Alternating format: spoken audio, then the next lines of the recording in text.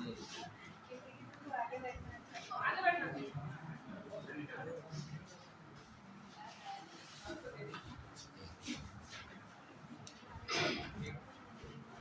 Start किया जाए?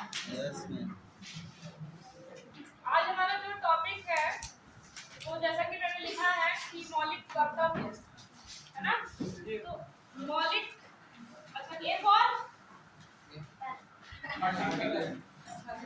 इतने कहाँ खो रहते हैं आप लोग। एनर्जी मतलब नई नई क्लास में एनर्जेटिक रहा करिए। चॉकलेट लेके आनी पड़ेगी आप सब बच्चों को। चलिए आज हमारा जो टॉपिक है वो मौलिक कर्तव्य को लेके है। कहने के लिए बहुत छोटा टॉपिक लग सकता है या फिर आपको लगता है इसका क्या ही यूज है, लेकिन संविधान में कोई भी ऐसी चीज है जिसको लिखा गया है या जिसमें वो चीजें हैं तो उनका जो मतलब है वो हमारी सोच से भी परे है। वो हमें वक्त आते आते पता चलता है। आज हम मौलिक कर्तव्य को बिल्कुल अलग तरीके से पढ़ने की कोशिश करेंगे कि वो हमारे दैनिक जीवन में भी उसका अपना एक इम्पोर्टेंट रोल हो, हमारे व्यक्तित्व को निखारने में भी। जैसे जब हम पीसीएस की तैयारी करते हैं ना, उसमें इंटरव्यू का मतलब ये है कि आप जब पीसीएस की तैयारी करते जाते हैं तो एक आपका अलग व्यक्तित्व हो जाता है। तो वो व्यक्तित्व जब बनता है जब आपने पढ़ाई को सीख लिया हो, उसको समझा हो, ठीक है ना। तो हेडिंग डाल लीजिए मौलिक कर्तव्य। जैसे मैंने साइड से लिखा है भाग 4 का अनुच्छेद 51 ए कर सकते हैं का, और स्रोत जो है रूस है, ठीक है। उसके बाद मैं एक बोलूंगी, उसके बाद उसमें डिटेल चर्चा करूंगी, ठीक है।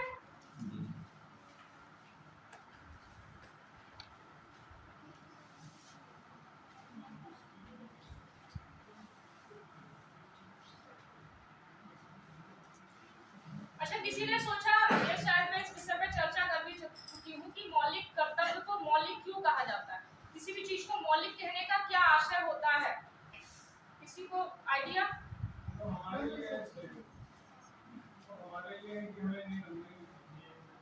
और कोई?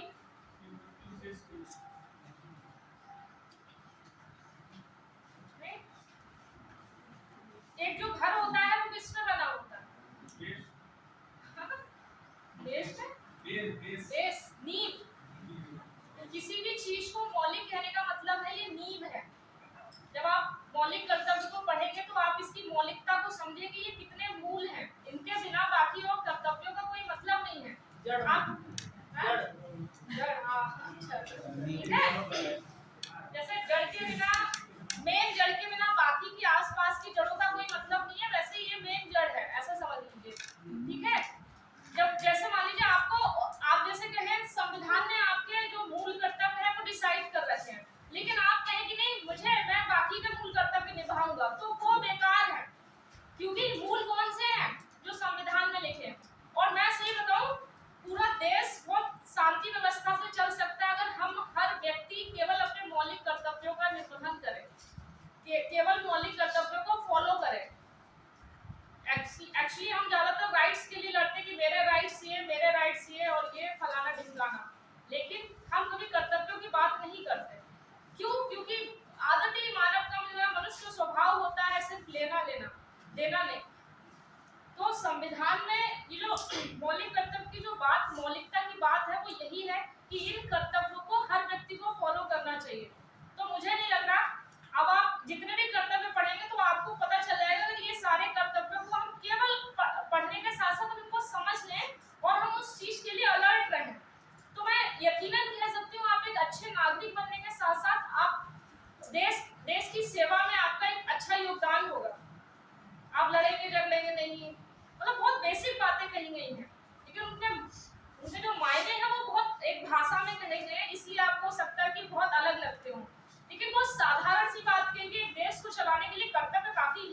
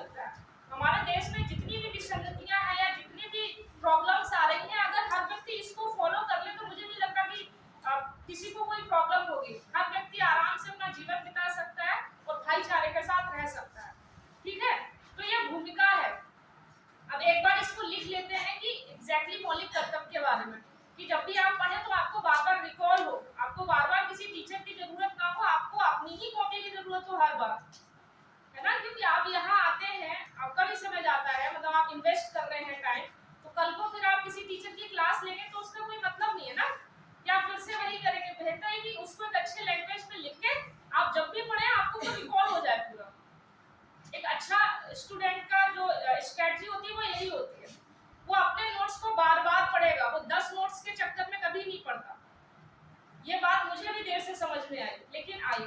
तो आप लोग पहले ही समझ लीजिए, तो मेरे जैसा जो स्ट्रगल है वो शायद आपको ना करना पड़े। ठीक है, एक ही नोट्स को मैं बार बार कर रही हूँ, उसी को पढ़िए, चाहे जैसा बनाया हो, वो मुद्दा अलग है। उसी को पढ़िए, उसी में अपडेट कीजिए, कुछ भी नई चीज आपने सीखी या कुछ भी नया आया उसी को ही पढ़िए। ठीक है ना? तो लिखिए थोड़ा सा इस पे। मूल संविधान में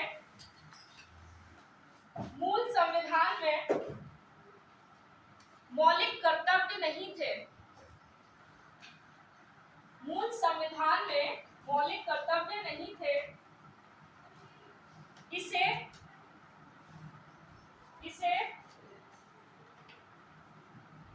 सरदार स्वर्ण सिंह, अंडरलाइन कर लेना, सरदार स्वर्ण सिंह समिति की सिफारिश पर,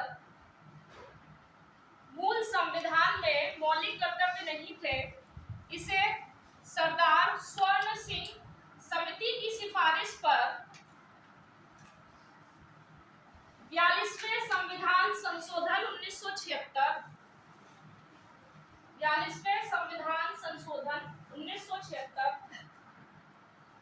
द्वारा भाग 4 का एवं अनुच्छेद 51A में जोड़कर 10 मूल कर्तव्यों की स्थापना की गई। 10 मूल कर्तव्यों की स्थापना की गई। एक तो यही हो गया कि ये मूल संविधान में नहीं थे, उनको जोड़ा गया किस कमेटी के रिकमेंडेशन पे, तो वो याद रखिएगा, संशोधन याद रखिएगा। ठीक है, उसके साथ ही कितने थे जोड़े गए थे? जो 10। ठीक है, लेकिन अभी वर्तमान में हमारे जो ड्यूटीज है वो 11 है। तो लिख लीजिए, प्रारंभ में, नेक्स्ट पैराग्राफ से, प्रारंभ में 10 मौलिक कर्तव्यों की स्थापना हुई थी,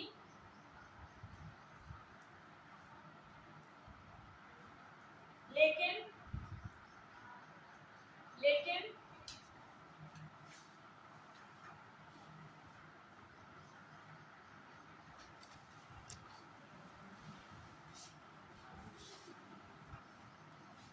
86वें संविधान संशोधन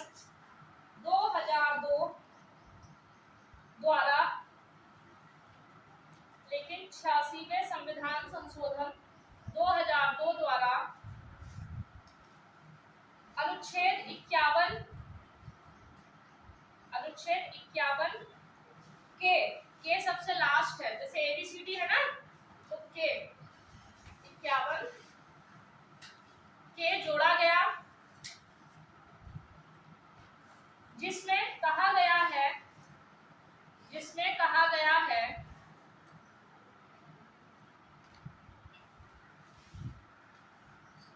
कि माता पिता एवं संरक्षक का यह दायित्व होगा।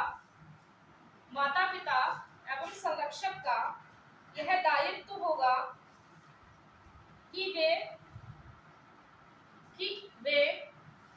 6 से 14 वर्ष की आयु के 6 से 14 वर्ष तक की आयु के बच्चों को शिक्षा उपलब्ध कराएंगे।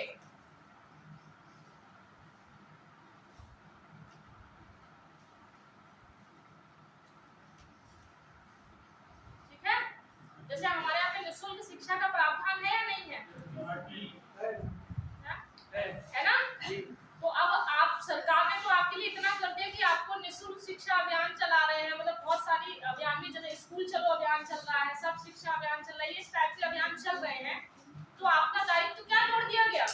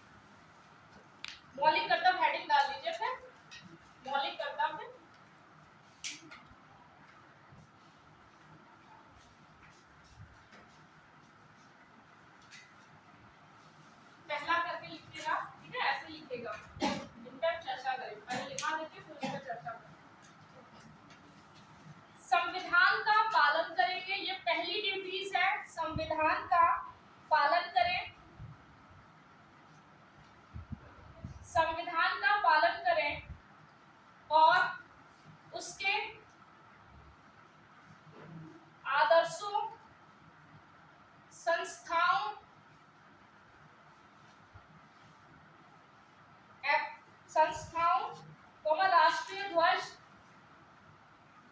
और राष्ट्रीय गान का आदर करेंगे, का आदर करेंगे।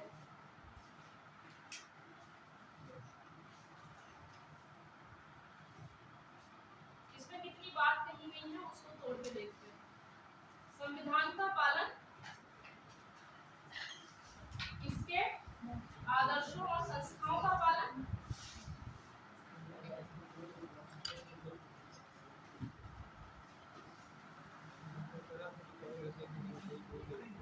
साथ ही साथ राष्ट्रीय ध्वज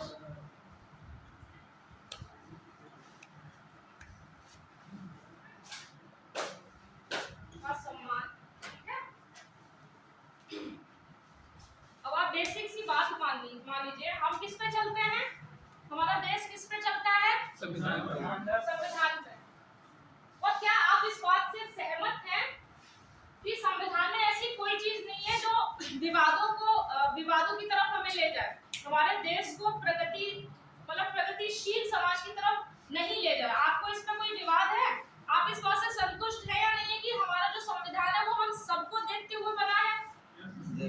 आपको लगता है, आप कभी-कभी ऐसा भी होता है कि हमें लगता है कि हमारे साथ गलत हो रहा है, तो संविधान में एक ये भी तो चीज की गई है कि आप संविधान संशोधन करके समय की आवश्यकताओं को देखते हुए आप संशोधन कर सकते हैं, चीजें जोड़ सकते हैं। हमने भविष्य की आवश्यकताओं को तो ध्यान रखा, जैसे वो समय वो थे, उन्हें नहीं पता कि कल को क्या हो सकता है, इतने संशोधन इसीलिए तो हो रहे हैं समय की मांग के हिसाब से। तो हमने हर तरीके से संविधान तो किस लिए बनाया, हमारे लिए, हर उस व्यक्ति विशेष के लिए जो भारत में रहता है। समझ रहे हैं कि नहीं समझ रहे?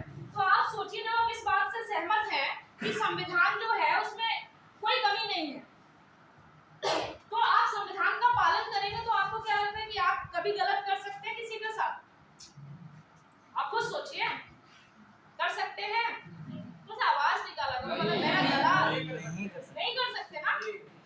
उसकी आदर्शों और संस्थाओं का पालन करेंगे, उसके प्रति सम्मानपूर्ण व्यवहार करेंगे। नहीं, संविधान में बहुत बड़ी-बड़ी संस्थाएं हैं, है ना, निर्वाचन आयोग हो गया, है ना, एससी हो गया, हाई कोर्ट हो गया, इन संस्थाओं का एक अपना सम्मान है। अगर आप इसका सम्मान ही नहीं करेंगे तो आप उसके प्रति कैसे विश्वास ला पाएंगे? जैसे अगर हम किसी पे विश्वास करते हैं तो कहीं ना कहीं हमें उसके प्रति सम्मान होता है ना, कि नहीं होता है? आप अपने टीचर्स के प्रति सम्मान के साथ साथ विश्वास करते हैं कि नहीं करते कि ये हमें सामने वाला व्यक्ति ठीक पढ़ा रहा है, एग्जाम के हिसाब से पढ़ा रहा है? मानते हैं इस बात?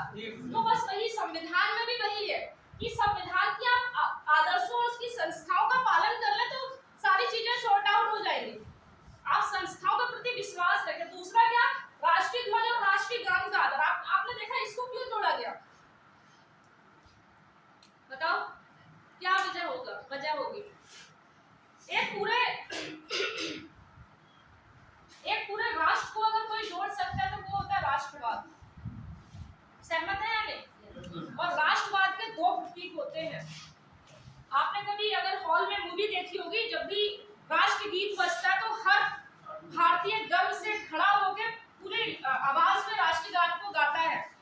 मैं उस पल को मैंने बहुत बार महसूस किया। मुझे लगता है, मुझे गर्व होता है कि आई एम इंडियन, है ना। तो जब सीधी सी बात है, जब हम इंडियन वाला फील लाते हैं तो हम ये धर्म, जाति, संप्रदाय को बहुत पीछे छोड़ जाते हैं, हम बहुत आगे आ जाते हैं।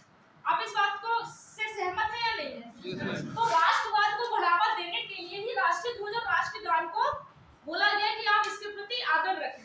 अगर जो अपने राष्ट्रीय ध्वज और राष्ट्रीय गान के प्रति आदर नहीं है तो उसमें राष्ट्रवाद नहीं है, राष्ट्रपति प्रेम नहीं है, तो फिर राष्ट्र पे सीधी सी बात है वो अशांति फैलाएगा कि नहीं फैलाएगा?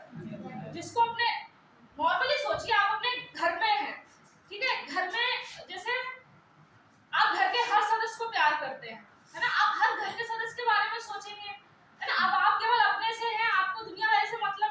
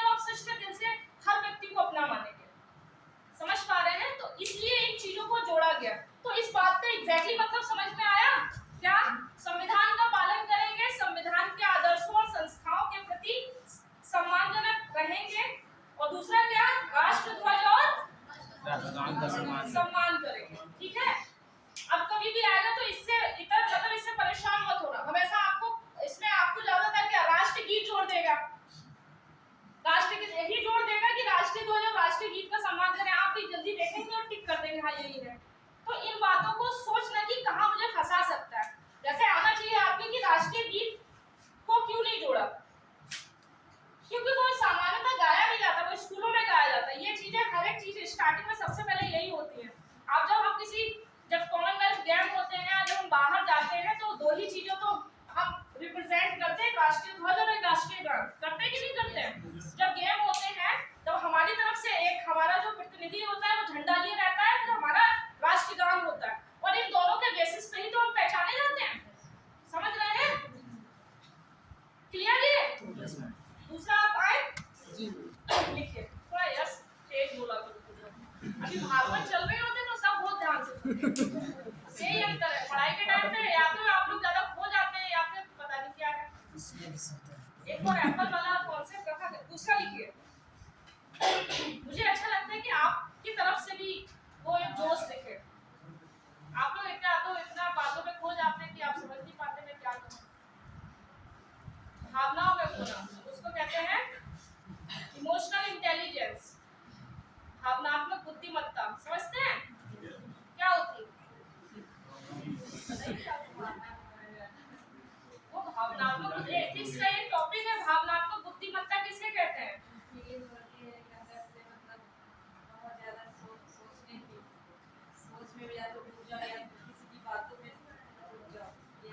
ये तो आप अपनी भावनाएं बता रहे हैं। भावनात्मक बुद्धिमत्ता से क्या है कि आप अपनी भावनाओं को इस सीमा तक रखें कि आप ना ही बहुत ज्यादा प्रभावित होकर कहीं बह जाएं या बहुत ज्यादा पीछे ना रह जाएं।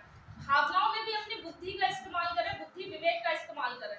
आपके पास कोई बूढ़ी महिला आ गई रोते हुए, आप तो जानते हैं सब अच्छे ड्रामेबाज होते हैं, है ना, मतलब कुछ भी हो सकता है। आप में इतना होना चाहिए कि हम किस स्थिति तक जा सकते हैं। कोई बूढ़ी महिला आ गई बहुत रोते हुए बिलखते हुए, या कोई महिला ही आ गई, उसने बोल दिया कि ऐसे ऐसे, महिला को ले लीजिए, बूढ़ी छोड़िए, तो थोड़ा सा महिला आ गई, उसने बोला कि फलाना लड़के ने मेरे साथ ऐसे किया वैसे किया। ठीक है, तो आप में इतना तो होना चाहिए, जैसे सपोज मैं एज अ लेडी हूँ, तो जैसे लेडी का उसमें अच्छा इसने ऐसा किया, इसको तो मैं सबक सिखा दूंगी, कभी कभी होता है ना। पर नहीं, आपको ये भी देखना है कि सच में ऐसा है ना। हर कानून का एक पक्ष भी है तो एक विपक्ष भी है।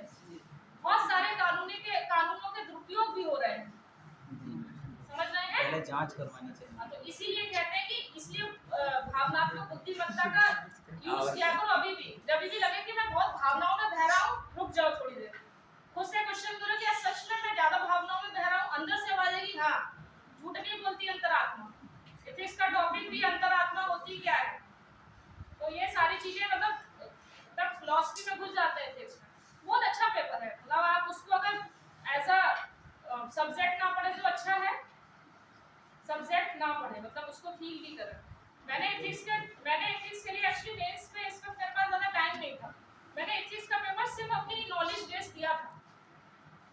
मुझे लग रहा था कि ठीक है जैसा हुआ, लेकिन मैंने क्वेश्चन एक भी नहीं छोड़ा, बहुत अच्छा परफॉर्म करा मुझे लगता है। चलिए दूसरा लिखते हैं। स्वतंत्रता के लिए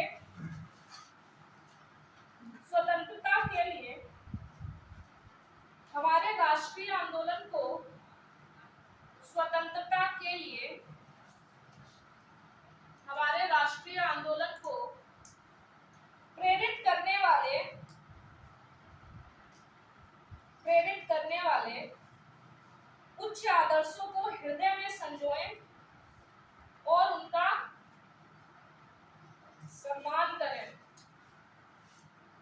और उनका स्वतंत्रता के लिए हमारे राष्ट्रीय आंदोलन को प्रेरित करने वाले उच्च आदर्शों को हृदय में संजोएं और उनका सम्मान करें या पालन करें। ठीक है, इसमें जो बात है उसको समझते हैं।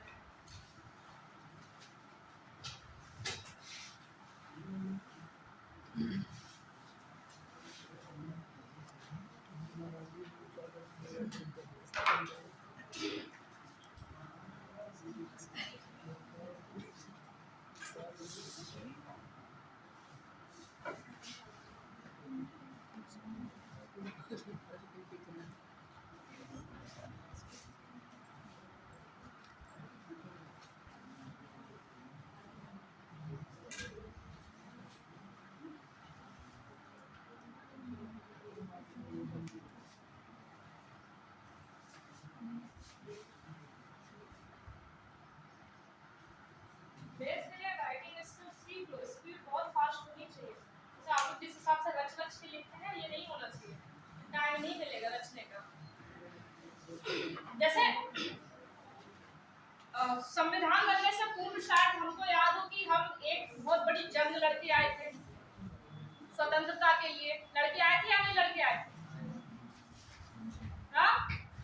लड़ा गया था। बोला करो, इतना भी सुनने में कहाँ की जरूरत है। स्वतंत्रता के लिए, इससे पहले आजादी के लिए हमने एक जंग लड़ी या नहीं लड़ी? लड़ी है ना। तो उस जंग को मतलब उस स्वतंत्रता को दिलाने में जितने भी हमारे बहुत उच्च आदर्श रहे हैं, जैसे महात्मा गांधी आपको याद हो, ठीक है, और जिनके विषय में हम कुछ क्या सोच ही नहीं सकते, अब्दुल कलाम आजाद याद हो, सुभाष चंद्र जी भी याद हो ना, बहुत से ऐसे हैं होते। तो उनका क्या करना है, उनको हृदय में सजोना और उनके प्रति सम्मान रखना है। आपने कभी सोचा है महात्मा गांधी जी में कंट्रोवर्सी हुई है? कभी भी अगर कोई भी पार्टी या कुछ भी महात्मा गांधी के विषय में कोई गलत नहीं बोलता, सुना है किसी के विषय में? नहीं ना। क्यों? फंडामेंटल ड्यूटी है हर किसी की। लेकिन व्यक्तिगत रूप से हम अंबेडकर और गांधी में उलझ के रह जाते हैं। अंबेडकर का अपना रोल था, गांधी जी का अपना रोल है, और गांधी जी का बहुत बड़ा रोल है। समझ रहे हैं इस बात को? तो कहने का मतलब यही है कि जो स्वतंत्रता जिन्होंने दिलाई है उसके प्रति आपका सम्मान होना चाहिए। नहीं आप उसके विषय में कुछ भी बोल रहे हैं, आप गांधी के विषय में कुछ भी उल्टा सीधा बोल रहे, देखिए उठा लेगी पुलिस आपको। माना ये न्यायालय द्वारा लागू नहीं कराया जा सकता, लेकिन आईपीसी और इन सब में ये है, अगर आपने कर्तव्यों को फॉलो नहीं किया तो आपके ऊपर केस चल सकते हैं। समझ रहे हैं? तो ये मत सोचना कि आप कभी देखते नहीं है सम्मान का, वो राष्ट्रीय ध्वज का कभी हम अपमान करते हैं, संविधान का अपमान करते हैं, पुलिस हिरासत में लिए जाते हैं कि नहीं? तो उनके हैं, उनके भी कानून बने हुए हैं। तो कभी ये मत सोचना कि मेरी ड्यूटीज है, अगर नहीं कर रहा हूं तो कुछ भी करूंगा। वो अलग चीज है कि आप ड्यूटीज को फॉलो करें ना करें, लेकिन उसके बिहाफ पे आप गलत भी ना करें। तो यही है कि स्वतंत्रता को जिसने स्वतंत्रता दिलाई है उसके प्रति आपका सम्मान होना चाहिए। कोई गांधी के विषय में कुछ नहीं बोलता, कोई अब्दुल कलाम आजाद के विषय में कुछ नहीं बोलता। समझ रहे हैं? चंद्रशेखर की बात आती है तो हमारा जो शरीर है वो रोंगटों से खड़े, हमारे शरीर के रोंगटे खड़े हो जाते हैं, क्योंकि उनका एक क्रांतिकारी आंदोलन का पीरियड था। उसमें अगर वो नहीं होते तो शायद जनता फिर से इतनी आंदोलनों से नहीं जुड़ पाती। समझ रहे हैं? तो ये इसलिए बोला गया कि हम इससे पहले भी स्वतंत्रता जिन्होंने दिलाई है उसके प्रति सम्मान रखनी है। कुछ भी उल्टा सीधा बोलने से पहले सोच लेना कि आपकी ये ड्यूटीज है। जिन्होंने स्वतंत्रता दिलाई और आप बैठ के पढ़ रहे हैं और इतना बेहतर कर रहे हैं आप लोग, तो कहीं ना कहीं आपको अपनी ड्यूटीज का पता होना चाहिए। बाद में आप यहीं से निकले और बाद में उन्हीं को आप दरियाएं, तो ये ठीक नहीं। ठीक है? तीसरा लिखिए, भारत की एकता, भारत की एकता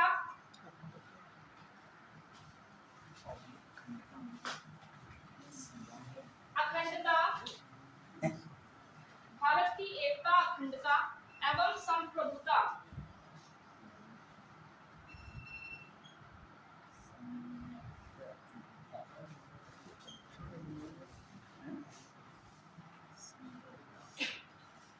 को बनाए रखें, ठीक है, और उसकी रक्षा करें।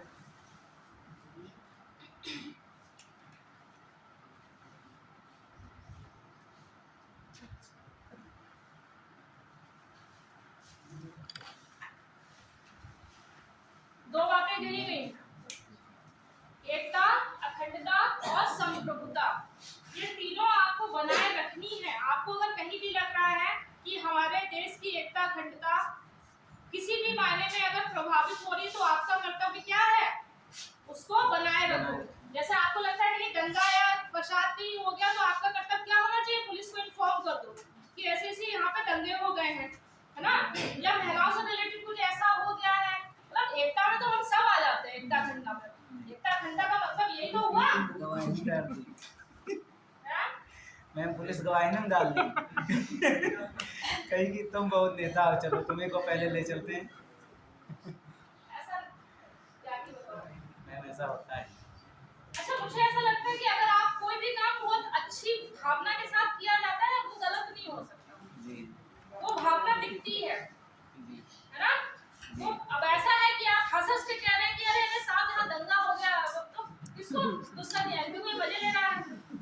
है समझ नहीं, लेकिन वो ये सब टेढ़े दिमाग के होते हैं। जैसे सपोज नॉर्मली क्या होता है कि अगर सड़क पे एक्सीडेंट हो गया तो हम उसको उठाकर हॉस्पिटल में ले जाना पसंद नहीं करते कि कानून भी बीच में आएगा।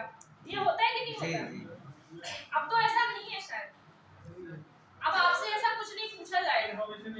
हाँ? अब नहीं लेते। अगर ऐसा कुछ भी हो तो आराम से उसकी मदद करो, ये आपका ड्यूटीज होना चाहिए। मतलब ये पूरा अखंड भारत की बात हो रही है, इसमें बैठा हर एक व्यक्ति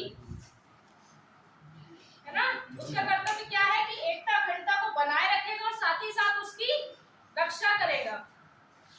जैसे मान लीजिए हमारे भारत में आतंकवादी घुसा है, जैसे अभी बंबई में हुआ था, वो डेट क्या थी, 26 नवंबर थी क्या, 26/11 है ना, 26 नवंबर। तो वहां पे हम सबका काम, मतलब हम सबकी ड्यूटीज थी, और बीच बीच में पुलिस को इन्फॉर्म भी हो रहा था कि ऐसे व्यक्ति यहाँ फलाना देखे गए, है ना। तो वहां पे फिर हम सब भारत की एकता अखंडता के लिए हम सब एक हो गए, हमारे अंदर राष्ट्रवाद आ गया। वहां पे हम कोई हिंदू मुस्लिम सिख ईसाई नहीं रहे, है ना। तो यही इसी मायने में तो हमने अपने उस हमले को बचाया था, हमने वहां के लोगों को बचाया था। समझ पा रहे हैं? तो वो बहुत, मतलब ये छोटी छोटी बातें लेकिन इनके मायने सच में बहुत बड़े हैं, तो इन बात को समझिए हमेशा। नेक्स्ट लिखिए।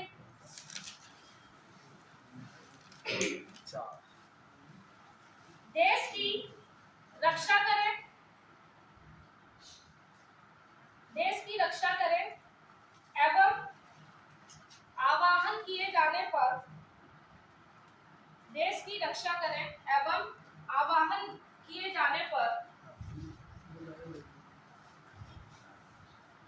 राष्ट्र की सेवा करें। वैसे कुछ देशों में तो राष्ट्र की सेवा कंपलसरी है, सेना में भर्ती होना वहाँ कंपलसरी होता है। एक तो शायद चाइना में है और कोरिया में भी है शायद, तो कुछ है। तो हमारे यहाँ पे बोले, हमारे यहाँ पे तो ड्यूटी दे दी कि भैया मन करे तो देश की सेवा कर लेना। अच्छा, देश की सेवा कैसे की जा सकती है? चलो छोटा सा शब्द है, देश की सेवा करें, आवाहन किए जाने पर देश की सेवा करें। बताइए इसको कैसे, इसका मतलब क्या है बताइए। देश की रक्षा करें और आवाहन किए जाने पर सेवा करें, इसका मतलब क्या है? राष्ट्रपति जी आपको एक नोटिस जारी करेंगे, आपको नोटिस भेजेंगे कि फलाने जी हैं, आइए देश की सेवा कीजिए, ऐसा कुछ नहीं मैम, जो सरकारी सेवाएं हैं, तो मतलब सरकारी उपलब्धियां हैं, उनके उनके जो है रक्षा करते रहे, करते रहना कैसे रक्षा चाहिए। करेंगे? बंदूक ऐसे लेके खड़े होंगे ना? नहीं, बंदूक से नहीं मैडम, जिससे सरकारी हैंडपंप लगा है उसको बराबर बराबर तोड़ रहे हो, तो मेरा थोड़ा है तो सरकारी है, तो ये नहीं, उसको अगर कोई ऐसा कर रहा है तो उसको रोकना चाहिए। ये सरकारी संपत्ति है, अपनी संपत्ति है, इस तरह रक्षा किया जा और सकता है। बताइए, सब बोलिए।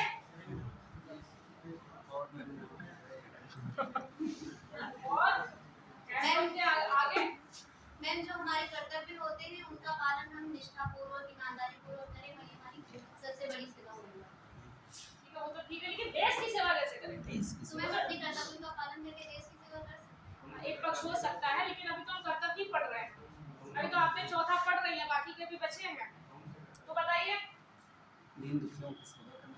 इसका मतलब बताइए कौन कौन, अरे सोचो, मतलब बेसिक सोचो, देश की सेवा कैसे करें? सेवा हो गई, ठीक है। और बताइए अपने बेसिक, अपने दैनिक जीवन में बताइए ऐसा क्या आप करते हैं जिससे लगता है आपको कि देश की सेवा होती है? और बताइए आप बाकी के सब, मतलब और आप लोगों के जीवन में ऐसा कुछ नहीं होता, दैनिक दिनचर्या ऐसी कुछ नहीं है? आपात स्थितियों में भी बाढ़ सूखा में लोगों का सहयोग करना आपातकालीन सेवा है, बिल्कुल सेवा है। मान लीजिए आप ही के इलाके में बाढ़ आ गई या सूखा आ गया, फिर ऐसी कोई बीमारी आ गई, कोविड याद है किसी को? उसमें एक बहुत अच्छा एक वीडियो चला था कि ऐसे ऐसे करके तीलियां चल रही थी, ठीक है, तो मतलब उसके चेन को तोड़ना, चेन को तोड़ने वाला था वो। उस समय हमारी जैसे दो तरह की चीजें हो सकती थी, जैसे कोविड में बहुत सारी गलत चीजें भी चली, अफवाहें चली जी। आपको ये पता होना चाहिए कि वो अफवाहें मेरे पास आ गई हैं तो क्या मैं उसको आगे बढ़ाऊं या नहीं बढ़ाऊं, लेकिन आपने मजे मजे में क्या किया, अच्छा व्हाट्सएप पे इतने ग्रुप है, बस एक क्लिक करना होता है और भेज दिया, समझ रहे हैं? और एक क्या है, एक ये नेगेटिव हो गया और ये पॉजिटिव हो गया। हमारा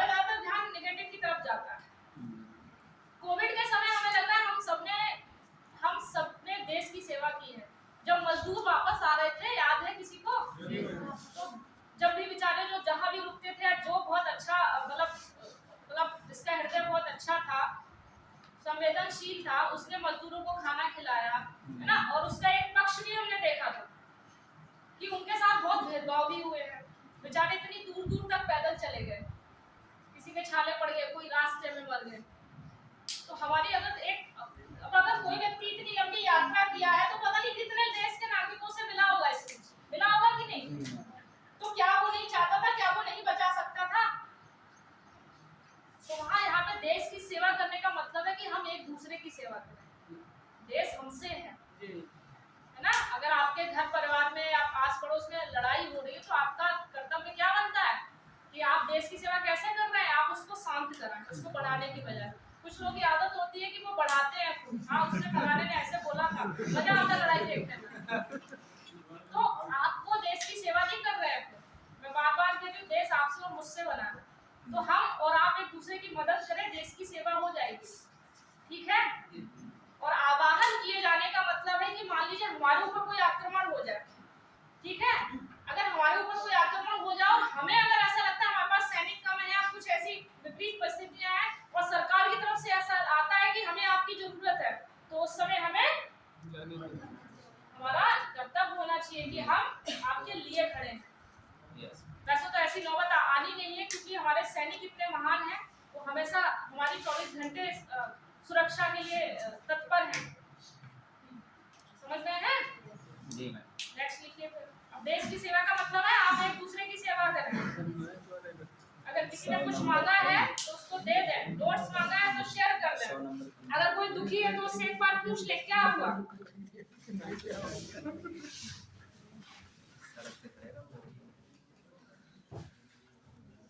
कोविड-19 बहुत अच्छा देखा, एक प्लस पॉइंट भी देखा था और नेगेटिव। हमने हमारे साथ दोनों चीजें एक साथ चल रही थी। बोले पांचवा बोलिए, देखिए भारत के सभी लोगों में, भारत के सभी लोगों में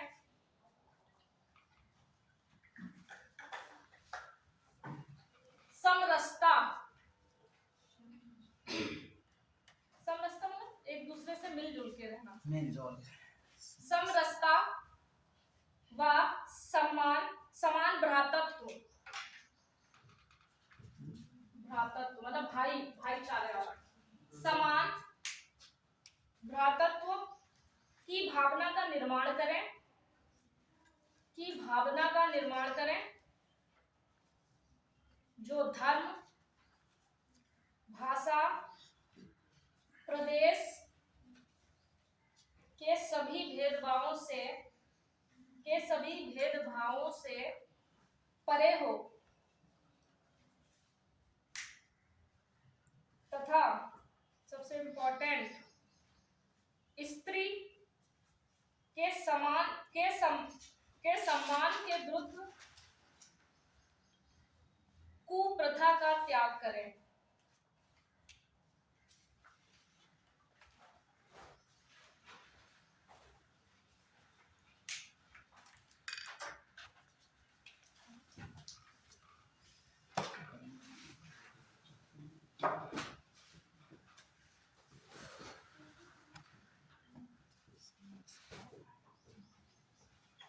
और क्या था?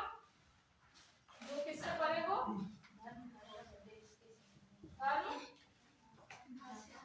जाति, भाषा, मतलब जितने भी भेदभाव हैं सबसे समझो परे। धर्म, भाषा, प्रदेश, और सबसे इम्पोर्टेंट बात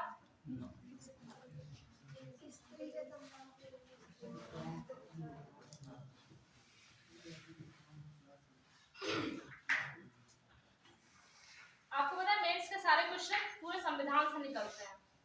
जैसे आपने क्षेत्रवाद की समस्या, मेंस में टॉपिक है क्षेत्रवाद इन्हीं से निकला हुआ है कि समरसता, आपकी समरसता और मतलब भाईचारे की जो भावना वो कैसी होनी चाहिए, इन सबसे परे होनी चाहिए।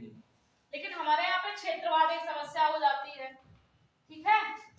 संप्रदायवाद एक समस्या हो जाती है। सारे मेंस यहीं से हैं, बस इनको समझ लीजिए, कुछ बहुत बड़ा हुआ नहीं है। तो कहने का मतलब क्या है कि हम एक साथ मिलजुल कर रहें, भाई बहन मतलब भाई बंधुत्व की तरह रहें, लेकिन किस तरीके के वाले, ऐसा नहीं कि एक धर्म का व्यक्ति है तो वो एक ही धर्म से जुड़ा हुआ है कि हम हिंदू हैं, हम मुस्लिम हैं, हम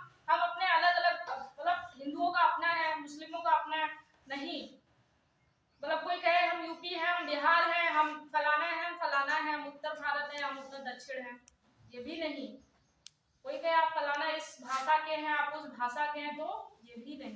कैसा? अखंड वाला। ठीक है। और सबसे इंपॉर्टेंट बात, अच्छा स्त्रियों, आपको नहीं, आपको कहां तक लगता है कि स्त्रियों के साथ जितने भी भेदभाव हो रहे हैं या वो कमजोर वर्ग में, आप लोगों को पता है पहली बात तो स्त्रियां कमजोर वर्ग में आती हैं। अपने आप को बहुत वो तो नहीं 30 माथान तो नहीं समझती हैं आप लोग कमजोर वर्ग में आते हैं, मैं भी आती हूँ, ऐसा नहीं है। ठीक है। कमजोर वर्ग में हमेशा कौन कौन आते हैं? SC ST OBC, विकलांग लोग और महिलाएं भी। तो आपकी कहीं जगह नहीं है अभी, हालांकि प्रयास बहुत हो रहे हैं, लेकिन प्रयास होने के लिए आपको भी तो जुड़ना पड़ेगा। आप लोगों को कितना ऐसा लगता है? वैसे इस जिम्मेदारी में पुरुषों का एक विशेष योगदान है। महिला सशक्तिकरण कभी भी सिर्फ महिलाएं नहीं कर सकती। आप कभी देखे होंगे, जैसे मैं बहुत बार ऐसा मतलब देखी हूँ, बस में अगर जैसे बस में अगर कोई महिला है, ठीक है, उससे किसी की लड़ाई हो जाती है, कुछ हो जाता है, तो मजाक दूसरी महिला उसकी हेल्प के लिए बोल जाए, केवल देखते रहिए घूर घूर के। तो बहुत बार हुआ है। खैर मैं ऐसा नहीं करती। और पुरुष साफ देखेंगे वो एकदम बोल देंगे, बिंदास बोल देंगे। तो आप सबसे बड़ी कमी तो हम ही है कि हम एक दूसरे के लिए नहीं है। शायद इसीलिए कहावत भी कही जाती है कि महिलाएं ही महिलाएं की दुश्मन है। आगे वाला देखें आप लोग, तो वही वाला हाल है। तो हम एक दूसरे की मदद नहीं करना चाहते हैं, तो दूसरा क्या ही हमारी मदद करेगा? पुरुषों के सशक्तिकरण की नौबत क्यों नहीं आती? क्योंकि वो हमेशा एक दूसरे के लिए खड़े रहते हैं। उन्हें आप 10 के 12 बजे बुलाओ तो देखो हाँ भाई अभी पहुंच रहा हूँ। और महिलाओं के लिए दिक्कत है मैडम, महिलाएं मैम दिक्कत ये है, इसका मतलब ये नहीं है कि आप 12 बजे जाएं ही। जी मैम वही तो कह रहे हैं, महिला जो है खुल के बात नहीं कर सकती। अगर कोई महिला माना कि हम ही हैं, पुरुष हैं, और किसी महिला से माना किसी महिला को हम थोड़ा अलग बात कर लें, जितने सारे लोग देखेंगे क्यों अलग बात करने की नौबत क्यों? नहीं मैम, माना कोई प्लानिंग है, कैसे भी प्लानिंग है, हम नहीं सभी को सुनाना चाहते हैं, तो उसमें लोग मतलब ये है कि वो महिला भी सुनने के मूड में नहीं, उसमें लोग यही कहेंगे मैम, बात तो सही है, इसीलिए पीछे हो जाती है महिला। ऐसे आप जॉब करती हैं मैम, माना कि हम चलो माना कोई महिला जॉब कर रही है, अब वो जैसे एक एग्जाम्पल है, हम कोई मामला थोड़ा फंसा हुआ है, अब वो अधिकारी कह रहा मामला ये है मैम, मामला ये है कि 10% चाहिए, ठीक है, हमारे 10% चाहिए। इस रिश्वत की बात हो रही है। हाँ बिल्कुल, तो हम तो बोल रहे हैं मैम, तो 10% चाहिए, अधिकारी तो लेगा, महिला कह नहीं पा रही है। आप बताओ मैडम पुण्य में चलिए हम आपको 10%। अब मैम कैसे काम हो, तो ये नहीं हो पाएगा, दिवाली होली के बाद होगा, जाइए। अब जैसे होली के बाद होगा काम, जाइए। अब फंस गया मामला, अब पुरुष हैं, बिठाए बाइक पे ले गए उधर होटल में, चलो भाई 10% का 15% हो गया, अरे तुरंत साइन हो गया, तो हो गया, भुगतान हो गया। अच्छी बात ये हुई कि महिलाएं ज्यादा रिश्वतखोर नहीं होती। जी रिश्वतखोर साइड से लगा के आपको रिश्वत देने के लिए आप उनको प्रेशराइज कर रहे हैं। आप मतलब आप खुद सोचिए, जैसे मैं हूँ, मतलब मैं ही हूँ, जैसे मुझसे भी कोई कहे मैडम जब साइड से चलिए हम बात करें, तो मैं उससे कहूँ भाई इधर करना भाई, क्या दिक्कत है? तो मैम अब मानना यहाँ तो कैमरा लगा हुआ है, आप देखिए कैमरा की यहाँ की बात है ना, मतलब आप मुझे बाहर मिलिए, ठीक है? जी और जैसे क्लास में हो रही तो वो अलग होते हैं, जैसे आप जो बात कर रहे हैं वो मैं बिल्कुल सहमत नहीं इस बात से। नहीं मैम सही बात है, मैं क्या पीछे होने का यही कारण है। महिला का अपना एक सम्मान है, आप उससे इस तरीके कह रहे हैं मैडम थोड़ा सा साइड से चलिए कुछ बात करिए, 10 क्या सोचेंगे? हाँ जी मैडम, वही तो बात है, सम्मान होगा ना। जी तो 10 यही सोचेंगे कि मैडम का कुछ है। जी बिल्कुल सोचेंगे, तभी तो वही तो कह रहे हैं, पीछे होने का यही कारण है। ये नहीं कारण है, उसके बहुत कारण है। आप शादीशुदा हैं? Yes ma'am. अच्छा आप शादीशुदा, आप बताइए आपकी वाइफ के फोन पे आपकी उनकी बेस्ट फ्रेंड का फोन आता है 12 बजे, जी आप ऑब्जेक्शन करेंगे या नहीं? हाँ करेंगे, इसका फोन है क्या? क्यों करेंगे? आप शादी करके लाए हैं, आप उनके साथ रह रहे हैं, का विश्वास नहीं है? यहाँ पे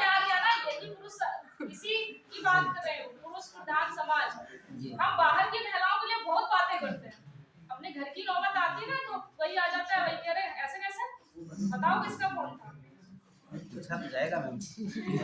मतलब आप ये नहीं सोचते कि मतलब मैं अगर किसी के साथ रह रही हूँ तो मैं जानती हूँ, वो मेरे बारे में बहुत अच्छे से जानता होगा। आप खुद ही सोचिए, अब आप किसी के भी साथ रह रहे हैं, आप ये बात से सहमत हैं कि दूसरा मेरे विषय में बहुत अच्छे से जानता। आपके पास आपके दोस्त का फोन आता है 12 बजे, तो आप क्या उम्मीद करते हैं कि आपकी पत्नी आपसे पूछे कहाँ जा रहे हो 12 बजे, किससे बात कर रहे हो? बताना तो पड़ेगा। अपने टाइम पे आपने कितने लहजे में बोला कि मैं बताना पड़ेगा। लेकिन जब महिला की बात है तो आपने बहुत उस वे में बोला कि बिल्कुल पूछूंगा। यही फर्क है, इस फर्क को आपको हमसे खत्म करना पड़ेगा। तो इसके लिए बहुत नैरो माइंडेड आप रहेंगे, मैं सबकी बात कर रही हूँ, वो नैरो माइंडेड आप रहेंगे तो ऐसे काम नहीं चलेगा। हम दूसरों के घर की लड़कियों के बारे में इतना बोलते हैं, बात अपने घर से करो ना। तो मतलब इसको समझो, मतलब मैं वही तो कह रही हूँ ना, जब बात अपने से आती है तो हमेशा बात पीछे कर लेते हैं। मैंने कल भी बोला था, कितने ऐसे लड़के हैं जिन्होंने अपनी मम्मी और पापा को टाइम दिया, कुछ शुरुआत की, किसी ने की थी, क्या रहा रिस्पॉन्स? अच्छा आया, कुछ अच्छा लगा? तो ऐसे एक एक बूंद बूंद से घड़ा बढ़ता है, तो आपकी एक इमेज अच्छी बन जाएगी आपके पेरेंट्स की नजरों में। अच्छा, एक ये भी बात है कि जब हम एज अ हस्बैंड होते हैं तब हम अलग तरीके से देखते हैं महिला को, और जब एज अ फादर होते हैं तो हम अलग तरीके से देखते हैं। कितने अंतर है ना? तो ये अंतर को समझना पड़ेगा जनाब। अगर हम महिलाओं पे अगर बात करें तो महिला, आपको सबसे ज्यादा महिलाओं की जो स्थिति खराब है, मुझे ऐसा लगता है, मेरा व्यक्तिगत मानना है, जो आपको नहीं लगता कि सारी समाज की सारी परंपराएं किसके लिए हैं? सारे व्रत किसके लिए हैं? पुरुषों का कोई व्रत है क्या?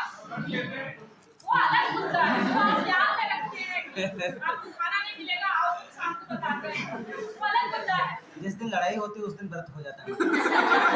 सही बात है। वो अलग मुद्दा है ना, वो जबरदस्ती रख पाएगा। ये इस टाइप के व्रत आपसे, शांत हो जाइए, इस टाइप के व्रत आपसे जबरदस्ती रखवाए जाते हैं। आप खुद सोचिए, सारी प्रथाएं महिलाओं तक ही हैं। विशेष रूप से लड़कियां जो बैठी हैं, इस बात पे चिंतन मनन करना, कोई ऐसी चीज बता दो जो तुमसे ना हो, वो पुरुषों से हो, तो ऐसी कुछ नहीं है। तो पहले तो हमारे जो सबसे बड़ा फैक्टर वो धार्मिक कारण है कि ये व्रत और ये पता नहीं कौन, छठ पूजा तो मैंने लखनऊ में आके सुनी कि छठ पूजा भी कुछ होता है, नदी में उतर जाती है महिलाएं, एक आधी डूब जाएंगी, खड़ी रहती हैं उसमें खड़ी होती हैं इतने पानी में, 5-6 फीट में खड़ी होती है। आप सोचिए, किसी की एनर्जी 100% है या नहीं, उसमें महिला पुरुष हो सकता है कि नहीं? 100% एनर्जी है, आपने 100% एनर्जी किसी महिला की बाकी के कामों में कर दी, आपने उसे कहीं खड़ा रखा, कहीं भूखा रखा, कहीं पता नहीं क्या रखा, मुझे नहीं पता, बहुत सारे, पर आप हमेशा देखेंगे आपने उनका एनर्जी लेवल इन सारी चीजों से डाउन किया है।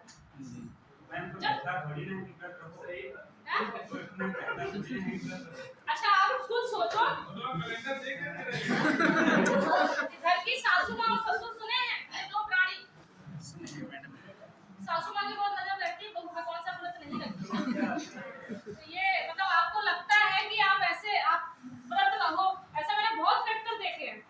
ये सब कहने की बातें होती है, जैसे अभी जैसे हम लोगों का जो जनरेशन है वो ना रहे, वो अलग बात है, लेकिन कहीं भी ऐसा नहीं है कि एक महिला अगर घर में और उसने ये करवा चौथ व्रत नहीं रहा, पति मर गया आज, कुछ मतलब सोचो, सासू माँ और ससुर कह करके मार देंगे आपको। तो निष्ठा में अगर कोई प्यार में रहे, देखिए प्यार में कोई भी काम किया जाए वो गलत नहीं हो सकता, ठीक है? मान लीजिए मैं अगर अपने हस्बैंड के लिए व्रत कर रहा हूँ, कोई गलत नहीं है। अगर मुझसे कोई कह रहा है कि तुम रहो, तो रह के दिखवाओ, ठीक है? तो ये सारी चीजें ये नहीं होनी चाहिए। तो सारी जो प्रथाएं हैं, इसीलिए बोला है कि स्त्री के विरुद्ध जो प्रथाएं हैं उनका त्याग करें। आपको पता सबसे ज्यादा प्रथाएं राजस्थान में होती हैं। राजस्थान में बहुत भयंकर प्रथा, मैंने वो प्रथाएं भी नहीं सुनी। उस प्रथा को कहने में भी मतलब मैं आपसे इतनी सहज नहीं हूँ, वो इतनी खराब प्रथा है, उसे कुकड़ी प्रथा कहते हैं।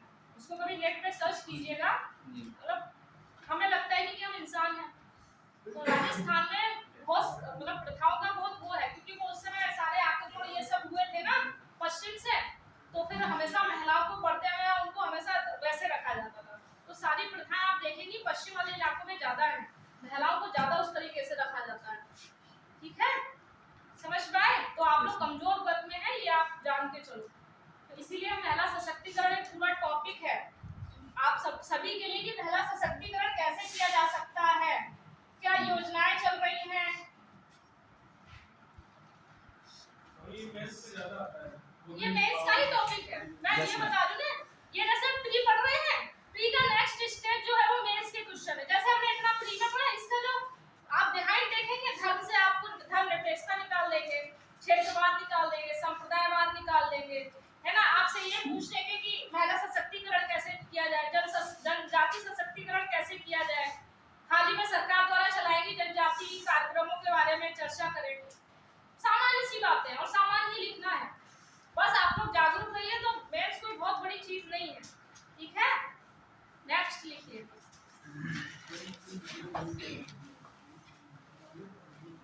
सिक्स है ना? यस। हमारी सामरिक संस्कृति, सामरिक मतलब एक सीमा को कहते हैं, हमारी सीमा के अंदर जो संस्कृति है, हमारी सामरिक संस्कृति की गौरवशाली परंपरा का महत्व समझें और उनका परिरक्षण करें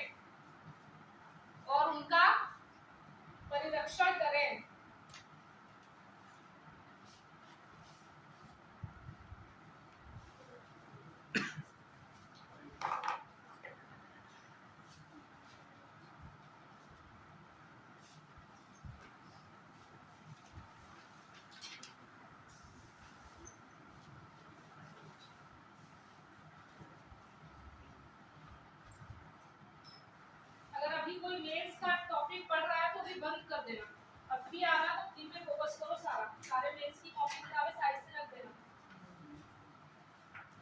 सामरिक संस्कृति की गौरवशाली परंपरा का परिरक्षण करें। इसका मतलब आपको पता है संस्कृति के मैटर में विश्व में सबसे नंबर 1 है, इसलिए शायद मुझे लगता है संस्कृति के बेसिस पे हम जगत गुरु बनने वाले हैं। हमारी संस्कृति कैसी है?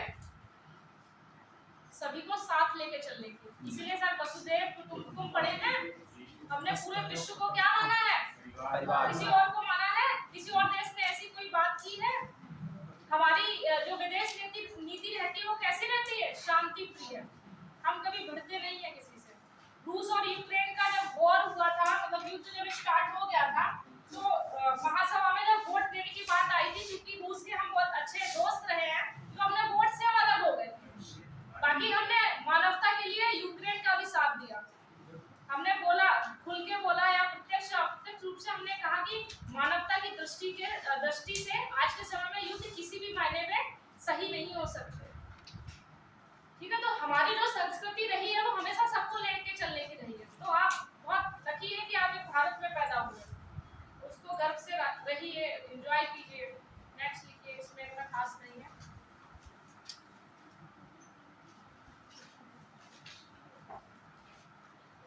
पर्यावरण 8वां है, नहीं है 7वां।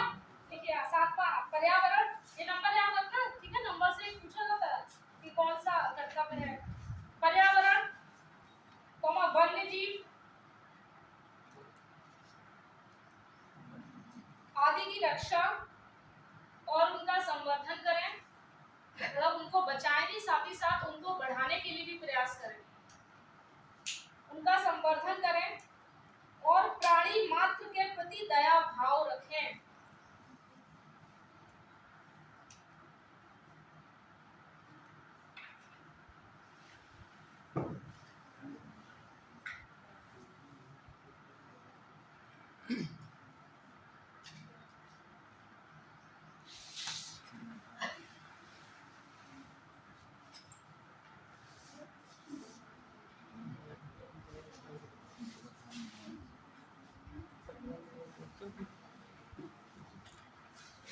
अच्छी ध्यान हो जाएगा।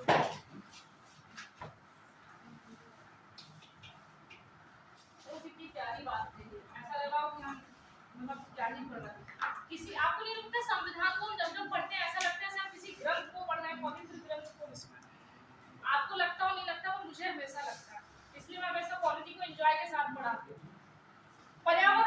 जीव की रक्षा करें। पर्यावरण मतलब हमारे आसपास जो है, ठीक है। जैसे आप अभी है तो आपका पर्यावरण क्या हो गया, स्कूल के आसपास जो भी चीजें हैं यहाँ है, इसकी रक्षा करें। ये नहीं आप जा रहे हैं तो जाते जाते बेंच पे गुस्से में 2 लात मार के जाएं, तो ये नहीं, ठीक है। जाए आराम से जाए, आसपास भी देखें कि क्या हो रहा है क्या नहीं, उसकी रक्षा करें। साथ ही साथ क्या, संवर्धन किसका, पर्यावरण का। पेड़ लगाएं। पेड़ अगर आपको लग रहा है संवर्धन मतलब आगे बढ़ाना किसी चीज को, पेड़ लगा आप मतलब पेड़ किस किस को पेड़ पौधे पसंद है, नहीं पसंद है तो पेड़ पौधे लगाएं। वन्य जीव का मतलब हो जैसे वन्य जीव की रक्षा करें। जैसे हम इतने सारे, आपने नहीं देखा जंगलों में, आप देखते हैं कैसे कैसे हाथियों का शिकार हो जाता है, चीतों का शिकार, बाघ तो खत्म ही हो गए हैं लगभग, है ना, समझ रहे हैं। चीते भी बेचारे खत्म हो गए थे। बाघ और चीता एक ही होता है क्या, चीते कहाँ से मंगाए जा रहे हैं, इससे पहले कहाँ से मंगाए थे, नामीबिया से, ठीक है। तो हम उनका हम संवर्धन कर रहे हैं, उनको बढ़ा रहे हैं। अच्छा क्यों हमने इन्हीं से मंगाया, ज्यादा है क्यों हमने, बताइए ऐसा क्यों, बोलो। भौगोलिक समानता के कारण। अफ्रीका से कहीं ना कहीं हम अलग हुए थे, तो अफ्रीका का जो पार्ट है ना, उसकी बहुत सारी जो भौगोलिक संरचना है या वहाँ का जो पर्यावरण है वो हमारे उससे भी मैच खाता है। इसलिए आप बार बार कहते होंगे कि वहाँ का एक मैसेज आता है कि यहाँ के जो चीते हैं वो पर्यावरण अनुकूल हो चुके हैं, इसीलिए, ठीक है। हाँ, तो संवर्धन करें। उसके साथ ही साथ प्राणी मात्र और जो वन्य जीव है उनका संवर्धन के लिए हम जैसे जीव बैंक ला रहे हैं। जीव बैंक समझते हैं आप लोग, कोई भी जैसे कोई भी जीव होता है या पेड़ पौधे होते हैं, उनके जीव को संरक्षित कर लेते हैं, ठीक है। भविष्य में जैसे अगर उनकी प्रजाति कम हो जाए या वो विलुप्त हो जाए तो आगे हम उनकी चीजों को संवर्धित कर सकें। समझ पाए। कहा हमने एनाकोंडा, वो क्या नाम था उसका, वो बड़ा सा डायनासोर, हाँ डायनासोर का अगर हमने कर लिया होता जीव में, तो आज हमारे पास डायनासोर भी होते, जंगलों में जाके दिखाते आपको, हम लोग नहीं होते, सही है। तो नेक्स्ट, प्राणी मात्र के प्रति दया भाव रखें। प्राणी मात्र में सब आ जाते हैं, छोटा जीव भी आ जाता है, हम सब भी आ जाते हैं, तो सबके प्रति दया भाव। पूरे कर्तव्यों में हमने हर चीज को लेकर, अब जब पूरे कर्तव्य होंगे तो आप हमें बताना है ऐसा कौन सा कर्तव्य जो छूट गया है, ठीक। नेक्स्ट लिखिए, 8वां लिखिए, वैज्ञानिक दृष्टिकोण। वैज्ञानिक दृष्टिकोण, मानवतावाद, वैज्ञानिक दृष्टिकोण, मानवतावाद एवं ज्ञानार्जन की भावना का विकास करें।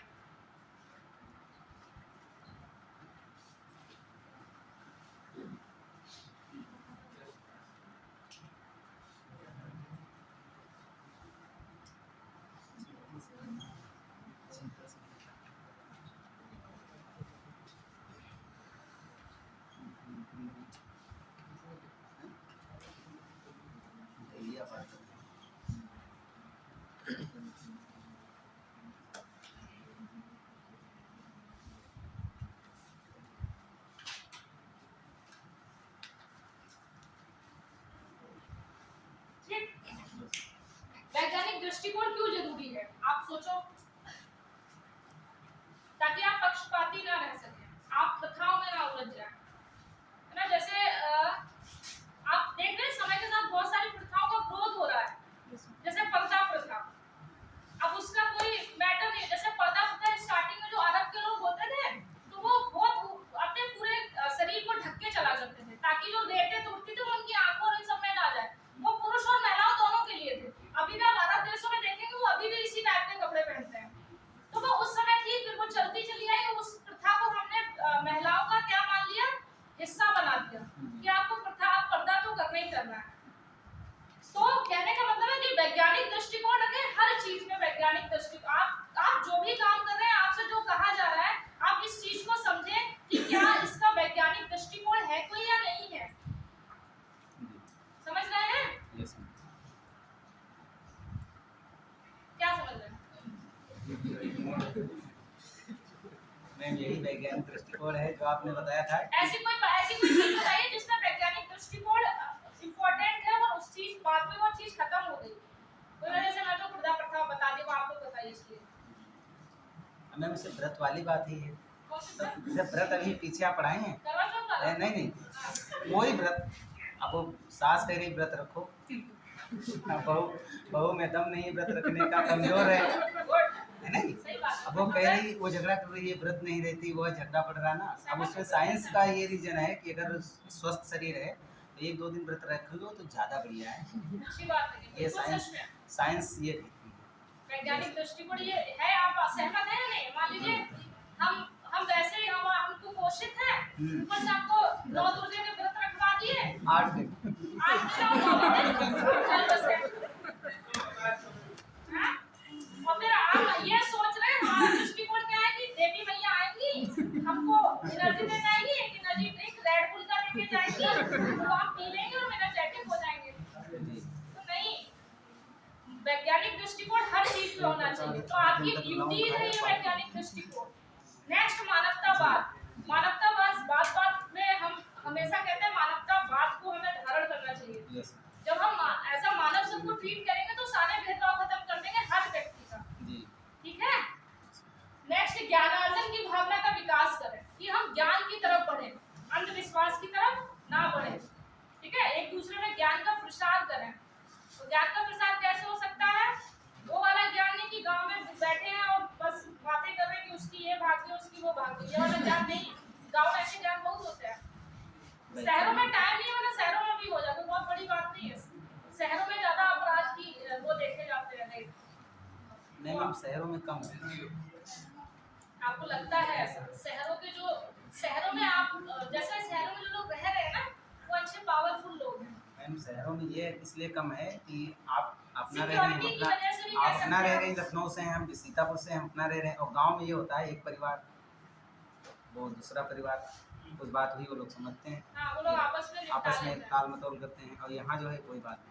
जैसे कन्या भ्रूण हत्या में जी। सबसे ज्यादा मैटर है वो शहरों में है, लेकिन किसी को पता नहीं है। जब आंकड़े आए तब पता चला कि हम कहते हैं कि सबसे ज्यादा लोग कन्याओं को गांव में मारते हैं। ऐसा नहीं है। गांव वाले आज भी एक परंपरा को लेकर चलते हैं कि जो लड़की होती है वो किसी न किसी देवी से हम उसे है ना वो कर देते हैं। हमारे यहाँ पे छोटी कन्याओं को कन्या भी खिलाते हैं। 9 दुर्गा में हम उन्हीं को रूप लेते हैं, है ना। शहरों में ये सब नहीं है। मैं आपको एक बात बताती हूँ, आपको हंसी आएगी। शहरों में पता है क्या होता है?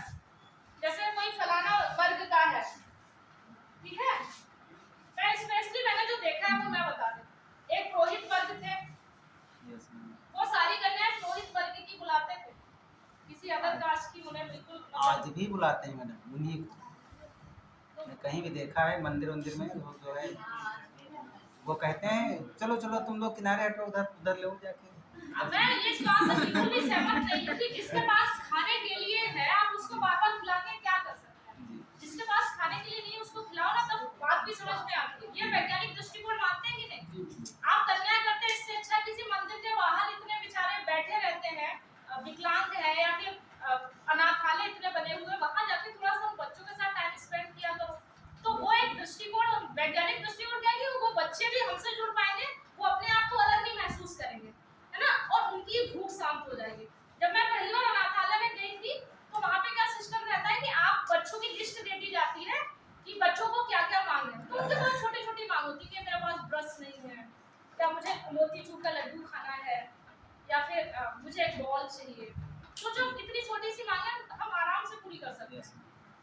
लेकिन हम वही बार बार जो अच्छे घर के लोग हैं, मतलब हम ही एक दूसरे से बात कर रहे हैं, हम उन्हीं कन्याओं को खिलाते हैं जो पहले से 10 जगह खा के आई होती है। और 10 जगह उनसे 10-10 रुपए नहीं लेंगे। मतलब क्या ही है, मतलब मैं इस बात से मैं बिल्कुल सहमत नहीं हूँ। और फिर वो खाती नहीं है, फिर उनका वो रखा रहता तब भी कहेगी देवी माँ खा लो, कुछ तो खा लो, हमारा कुछ भला हो जाए। तो ऐसी चीजें चलती रहती हैं। तो ये ठीक, मतलब मुझे लगता है एक वैज्ञानिक दृष्टिकोण यही होना चाहिए कि आप उसको खिलाएं जिसको सच में जरूरत है। Yes ma'am. मैं अगर कभी कुछ भी खा पी रही हूँ या कुछ भी, अगर मुझे कोई बच्चा आ गया है, महिला आ गई, मैं पैसे कभी नहीं देती। अगर मैं जूस पी रही हूँ तो अच्छा जूस पी लो, तुम भी पी लो। कोई शेक पी रही हो तो शेक पी लो। तो ये होना चाहिए कि मतलब लगे अब आपको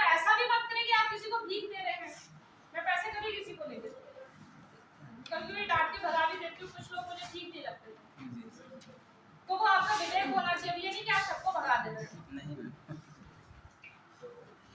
एक बार हमारे यहाँ से वहाँ तक का जो रास्ता था, वो उसमें एक वो बैठी हुई थी महिला, एक छोटा सा बच्चा अपना पकड़ी हुई थी और वो महिला भागने वाली थी। जी हालांकि वहाँ से वहाँ तक का किराया 10 रुपया लगता था। जी मैं उसको बहुत देर से ऑब्जर्व कर रही थी, वो मतलब बहुत डरी सहमी बैठी हुई थी। उसके मन में ये भी चल रहा होगा कि यहाँ से वहाँ तक का जो किराया है वो 10 रुपये है, उनके लिए 10 का 1 रुपये भी बहुत मैटर करता है आज भी। तो मैं सोच के बैठी कि जब मैं उतरूंगी तो इनका किराया मैं दे दूंगी। जब मैं उतरी तो मैंने उसको रिक्शे वाले को बोला कि इनसे पैसे मत लीजिएगा, मैं दे दूंगी। उस महिला के चेहरे पे कोई स्माइल देख के मुझे बहुत अच्छा लगा। मुझे ना उसने मुझसे कुछ कहा ना मैंने उससे कुछ कहा, लेकिन एक बॉन्डिंग हो गई। तो इस चीज को हमेशा हमेशा मदद करने का मतलब ये नहीं कि दूसरा आपसे मदद मांगे, तभी आपसे इतनी अलर्टनेस होनी चाहिए कि आप खुद समझ सके कि किसको जरूरत है। मदद का सबसे अच्छा तरीका है कि आप ये देखिए कि सच में किसको जरूरत है। और मैं इस मैटर में हमेशा अलर्ट रहती हूँ, मेरे आसपास क्या चल रहा होता है मुझे अच्छे से पता रहता है। और जब आप अपनी तरफ से, एक होता है ना कि दूसरे वाले को लगना चाहिए लग रहा है इसको ऊपर वाले ने भेजा है, तो जब जिस दिन आप ये फील करने लग जाओ सच में ऐसा होता है, ऊपर वाला ही आपको इस लायक बनाते हैं कि आप मदद कर सकें। तो ये वाला फैक्टर जिस दिन आपकी लाइफ में कुछ भी बुरा नहीं हो सकता। मैम जी ऐसी रेट जो था जहाँ रिक्शा का इंतजार करती हैं आप, वहाँ कभी मत फंस जाना। वहाँ इतने इतने लड़के टहलते रहते हैं, इतने स्वीपरों के हैं। तो एक लड़का आएगा, नमस्ते करेगा, बोलेगा मैम हमारे मम्मी पापा एक्सपायर हो चुके हैं, मैम हम बहुत भूखे हैं, हमको 10 रुपये दे दीजिए। अब आप तो खाना खिला दो। नहीं, तो 10 रुपये या 5 रुपये, अब आप कह रही बच्चा मांग रहा, 10 रुपये आप दे दिए, तुरंत गया मैंने अभी अगला। बोला मैं पैसे किसी को नहीं देती। जैसे और अगर कोई व्यक्ति कह रहा है ना तो आप में इतना विवेक होता है, आप समझ सकते हैं झूठ बोल रहा है सच बोल रहा है। जो व्यक्ति सच बोल रहे होते हैं वो कभी आपसे नजरें नहीं मिलाते, हमेशा उनमें झिझक रहती है। ठीक है, तो इस चीज को एक्टिव रहा करो। आप वो देश की सेवा है ये, क्योंकि देश आपसे और मुझसे बना है। मैं अपने ड्यूटीज का अच्छे से फॉलो करती हूँ। इसका मतलब नेक्स्ट लिखिए, ये किस नंबर का है? सार्वजनिक संपत्ति की रक्षा, सार्वजनिक संपत्ति की रक्षा करें और हिंसा से दूर रहें। ठीक है, ये सामान्य सी बात है कि हमारी जितनी भी सार्वजनिक संपत्ति है उसकी आप, जैसे आपका हेडपंप हो गया है ना, आप हेडपंप कह रहे थे ना, सरकारी स्कूल के हेडपंप आपकी रक्षा, वो आपका ड्यूटी है। बाकी आपने कहीं देखा है, हम ये अभी मैं जल्दी में कहीं गई थी, भूल भुलैया गई थी, फलाना के साथ फलाना, इतने लिखे हुए थे वहां पे कि फलाना संग फलाना, हम साथ जिएंगे हम साथ मरेंगे, और आज वो कहाँ होंगे उन्हें भी नहीं पता होगा। तो ये सार्वजनिक संपत्ति की रक्षा नहीं है। लखनऊ में कुछ था, भूल भुलैया था, पता नहीं क्या। जू में तो कहीं नहीं है, जू नहीं ले जाते, मुझे लगता है लड़के कभी लड़कियों को जू नहीं ले जाते, ऐसी जगह ले जाते हैं, पन्नी देते हैं। मैंने तो जानवर ही देखे थे। हम एक पार्क है वहाँ हम देखते रहते लोहिया आराम नगर लोहिया पार्क। हैं। जी नहीं, उसमें जू में भी एक पार्क है, वहाँ पे घोड़े मिलते हैं। रेजिडेंसी में तो बहुत है, रेजिडेंसी में इतने कोने बने हुए हैं कि मतलब क्या ही बताऊं, आप वहाँ जा नहीं सकते। लोहिया पार्क है लखनऊ का, वो बहुत मतलब आप वहाँ जा ही नहीं सकते। आप दोस्तों के साथ तो ठीक है आप जा सकते हैं, आप अपनी फैमिली के साथ नहीं जा सकते। जा सकते तो आंखें बंद करके चलिए, वहाँ हाल बड़े खराब है। तो ये ठीक नहीं है, मतलब हम एक बहुत अच्छे समाज से आते हैं। एक लड़का लड़की भी बहुत अच्छे तरीके से रह सकते हैं, हर चीज को शो ऑफ करने की जरूरत नहीं है, है ना। मान लीजिए एक लड़का लड़की साथ में रहे, एक दूसरे की पढ़ाई का देखो, एक दूसरे को मोटिवेट करो, है ना, अच्छे पद पे सिलेक्ट हो जाओ, शादी कर लो, झंझट खत्म। कि लेके घूमेंगे, दिखाएंगे, वहाँ पे नाम लिख के आएंगे, तभी लगेगा कि हम हीरो और रांझा। तो ये सारी चीजें अच्छी नहीं है। नेक्स्ट लिखिए, 10 है ना। यस। व्यक्तिगत और सामूहिक गतिविधियों में, व्यक्तिगत और सामूहिक गतिविधियों में उत्कर्ष की ओर बढ़ने का प्रयास करेंगे, उत्कर्ष की ओर बढ़ने का प्रयास करेंगे। ठीक, चाहे व्यक्तिगत रूप से हो चाहे सामूहिक रूप से हो, आप अकेले तो बढ़ेंगे ही, साथ में आप सभी को साथ लेके भी बढ़ेंगे।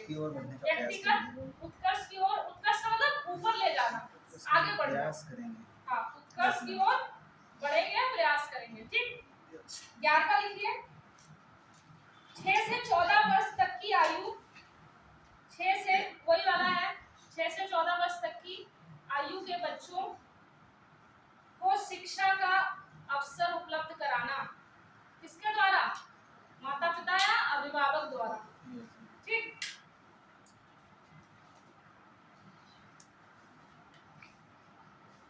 अच्छा एक हेडिंग डाल दीजिए, ये थोड़ा सा यूपीएससी में पढ़ाऊंगी तो पढ़ाती रहूंगी। देखिए, नीति निर्देशक तत्व और मूल कर्तव्य में समानता।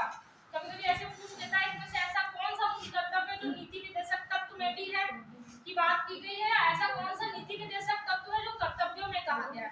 ठीक है, नीति निर्देशक तत्व और मूल कर्तव्यों में समानता। एक तरफ लिख लेना, इधर बीपीएसपी, समानता के बाद लिख लेना बीपीएसपी और इधर मूल कर्तव्य। ठीक, बीपीएसपी के बाद इधर लिख लेना वो कौन सा कर्तव्य है, वो कौन सी बात है जो दोनों एक ही बात कह रहे हैं।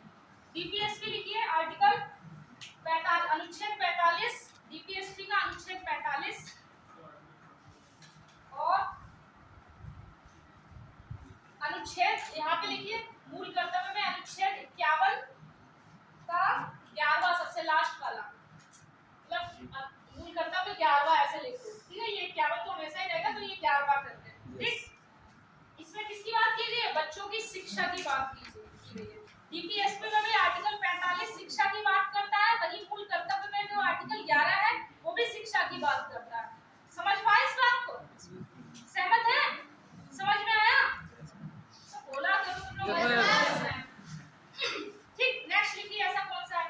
नेक्स्ट अनुच्छेद लिखिए, अनुच्छेद 48A, अनुच्छेद 48A बीपीएसपी में, और मूल कर्तव्य में लिखिए 51(7).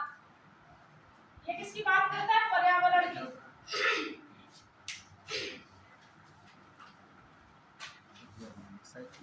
किसकी बात करता है? पर्यावरण का। जो 48A है वो भी बात करता है और 51(7) है वो भी पर्यावरण की बात करता है। ठीक, पर्यावरण संवर्धन या पर्यावरण ऐसे लिख लेना। नेक्स्ट लिखो, अनुच्छेद 49 बीपीएसपी में, अनुच्छेद 49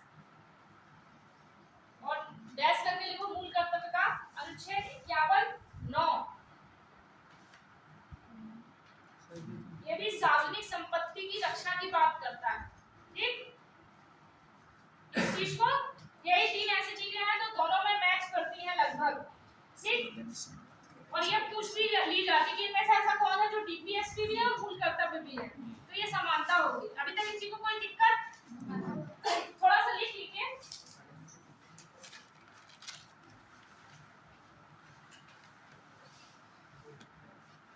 भारत के अतिरिक्त जापान में मूल कर्तव्य वर्णित हैं, जापान के संविधान में भी। जैसे मूल कर्तव्य भारत और जापान में ही है, भारत के अतिरिक्त जापान में भी मूल कर्तव्य दिए गए हैं या वर्णित हैं।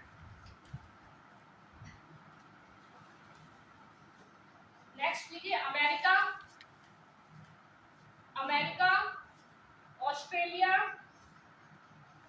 France, Canada, America, Australia, France, Canada या कनाडा और जर्मनी, इनमें मूल कर्तव्य नहीं है। ये 5 है जो अक्सर पूछ लेता है कि इसमें से मूल कर्तव्य है, तो केवल इतने याद कर लिए, इसमें है और इसमें नहीं है। भारत और जापान में है, America, Canada, Australia, France, Germany इनमें नहीं है। इन्हीं में फंसाएगा अगर कभी देख दिया तो। ठीक, रसिया से लिया गया उसका नाम लिखिए। वो इधर लिखा तो नहीं थी, स्रोत यूएसएसआर रसिया। ठीक, लिखा है, इसको लिख लिए थे आप लोग अपने ऐसे साइड में। फिर नेक्स्ट लिखिए, भाग 4 का को न्यायालय द्वारा लागू नहीं कराया जा सकता। न्यायालय द्वारा लागू नहीं कराया जा सकता, लेकिन संविधान की व्याख्या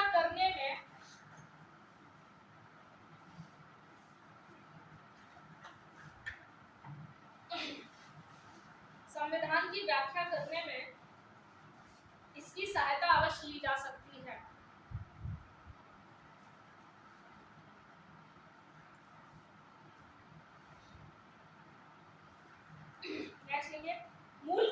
के लिए रिट जारी नहीं होते। मूल कर्तव्य के लिए रिट, जो न्यायालय रिट जारी करता है वो रिट जारी नहीं होते। मूल कर्तव्य के लिए रिट जारी नहीं होते। नेक्स्ट लिखिए, राष्ट्रगान के प्रति,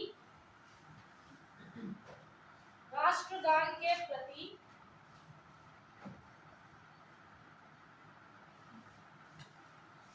आदर प्रकट करने के लिए आदर पूर्वक खड़ा होना ही पर्याप्त है, ऐसा सुप्रीम कोर्ट ने बोला था। राष्ट्रगान के लिए आदर प्रकट करने के लिए खड़ा होना ही पर्याप्त है।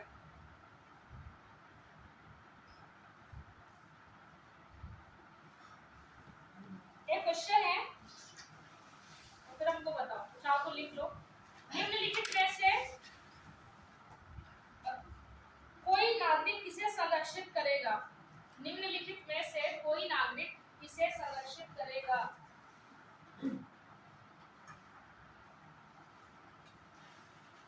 जिससे पूछोगे वो बताएगा। किससे संरक्षित करेंगे? कोई भी नागरिक है वो किसे संरक्षित करेगा?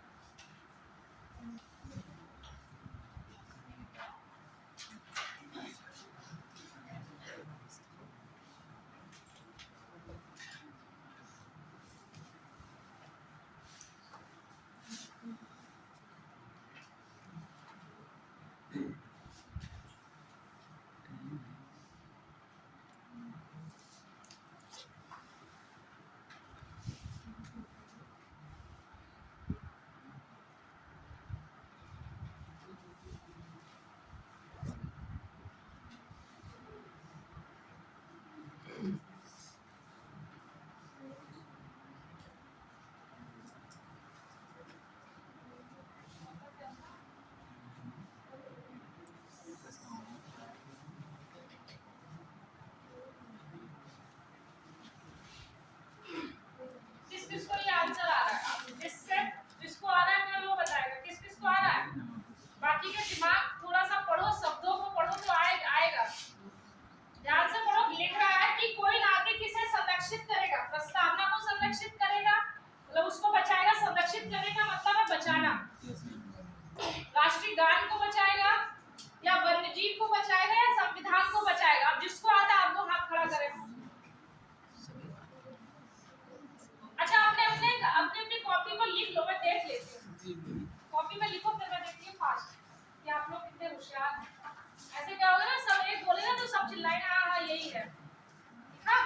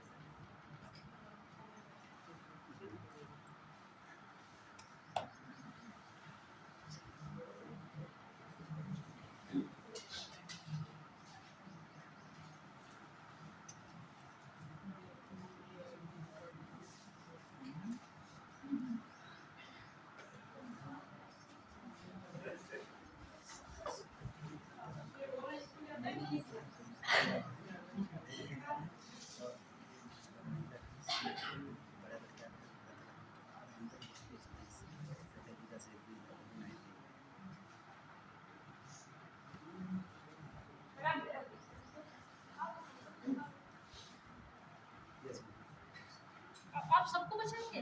मैंने तो ऐसा लिखा भी नहीं था। कौन सा लिखने आप? ये वाला। 2 3 4 मैंने कूट नहीं दिया, आपको एक चूज करना है। चूज कीजिए। अरे आप तो एकदम मान लीजिए, आपने 2 3 4 सबको बचा दिया।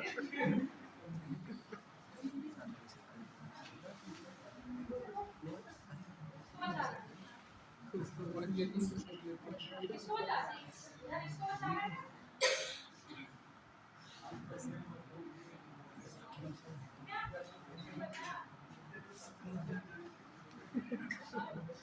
क्या? आपसे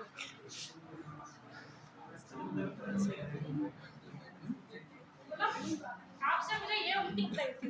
संरक्षित करने का मतलब है कोई संरक्षित करना, किसी को बचाना, मतलब जो एक तरीके से जिसको संरक्षण किया जा सकता है, जिसपे मतलब जिसपे खतरे की गुंजाइश है, तो मतलब खुद दिमाग लगा यार, मतलब प्रस्तावना में कौन सा खतरा है? कोई खतरा है क्या? और इसको कैसे बचाओगे जरा? अगर आपको लगता है कि प्रस्तावना में खतरा है तो कैसे बचाओगे? सबको एक एक प्रस्तावना बांट के?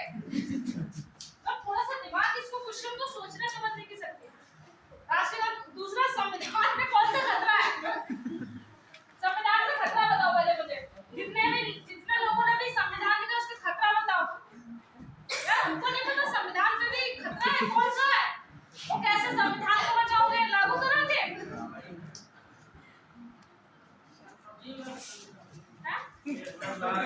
बचाएंगे बताएंगे। संविधान को पार्लियामेंट में चलाया जा रहा है कुछ लोगों के द्वारा। कुछ लोग नया संविधान बनाने के विचार में, भविष्य में कुछ लोगों का कहना है कि ये संविधान बदल कर नया है। अच्छा, ऐसे कितने प्रतिशत लोग हैं? कितने प्रतिशत लोग हैं ऐसे? आपको ऐसा, आपने कितनों के मुंह से सुना है? ऐसी कितनी बड़ी चर्चा है ये? लगभग छोटे वर्ग के जितने भी लोग हैं, लगभग सबके जुबान पे नहीं है। कितने? जो छोटे वर्ग के लोग हैं, लगभग ज्यादातर लोगों के विचार में यही बात है। हमारे छोटे वर्ग की एक बहुत बड़ी समस्या है, हम अफवाहों में जल्दी आ जाते हैं। आपको क्या लगता है संविधान कोई और बना सकता है क्या? हम किस लिए बैठे हैं हम सब? संविधान की शक्ति किसको बताया गया है? जनता को फिर आपके बिना कैसे संविधान बन जाएगा? आप खुद सोचिए। बना आपके बिना बन सकता है क्या संविधान? नहीं ना। यही तो वैज्ञानिक दृष्टिकोण है कि किसी के कहने से नहीं, कि किसी ने कह दिया हम नया संविधान बनाएंगे, नया संविधान का मतलब कोई सवाल ही पैदा नहीं होता हमें। संविधान को डराने के लिए क्या वो 2-3 मुद्दे, मतलब पार्लियामेंट में संविधान नहीं जलाया गया। वो मैंने रोड पे देखा था कि रोड पे ऐसा चला था कि कुछ लोगों ने संविधान जलाया था। इतना हमारा शब्द संविधान है, इतना महत्वपूर्ण है, उसको कोई आम नागरिक पार्लियामेंट में जलाएगा? पार्लियामेंट में नहीं जलाया गया। जलाया गया क्या? कब? नहीं, ऐसा मुझे लग रहा है उन पे कुछ जरूर हुई होगी कार्रवाई, लेकिन मतलब संविधान खतरे में तो नहीं है, ये तो तय है। अरे भाई, मोहल्ला तो सुना जा रहा है कि संविधान खतरे में है, बहुत जगह न्यूज बात में ये और होगी कि देखिए यही तो है, हमको ये पता होना चाहिए। जब हमको ये पता है कि संविधान हमसे बनेगा और हम ही उसके होंगे, तो कैसे कोई संविधान को बदल लेगा? आपने कृषि कानून आया कि नहीं आया? क्यों बाद में वापस लेना पड़ा? क्योंकि हम नहीं चाहते थे। बहुत बड़ा ये वो है, मतलब आप कैसे मान लीजिए कृषि कानून बन गया, लगातार विरोध हो रहा था कि नहीं, और सरकार भी अड़ी थी, किसान मारे, लेकिन उसके बाद किसकी जीत हुई? क्या दिखाता है ये? जनता की जीत। ये क्या दिखाता है कि शक्ति किसमें है? हम में है। ठीक है, तो ऐसी बातें होती है। तो इस बात पे संविधान ने आपको इतने अधिकार दिए हैं कि आपको ये अधिकार है। जब उसने बोला है कि सर्वोच्च शक्ति जनता में निहित तो वही है, और यही ही सच है, और इस सच के इधर कुछ है ही नहीं। बाकी अफवाहें कुछ भी उठती हो वो अलग मुद्दा है।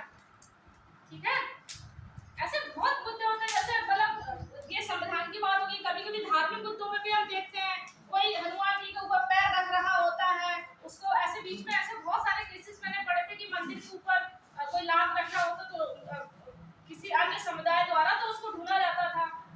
ऐसा आप लोग देखे हैं कि नहीं देखे? अरे हम रोज देखते हैं, कहीं अम्बेडकर की मूर्ति फेंक दी गई तो कहीं कुछ हो गया, जलाई दी जाती है, जलाई नहीं, तोड़ के फेंक देते हैं। तोड़ के फेंक दी जाती है। अभी हमारे यहाँ हुआ था बिस्वा में। हाँ, तो ये सारी चीजें ये गलत है गलत तो नहीं है।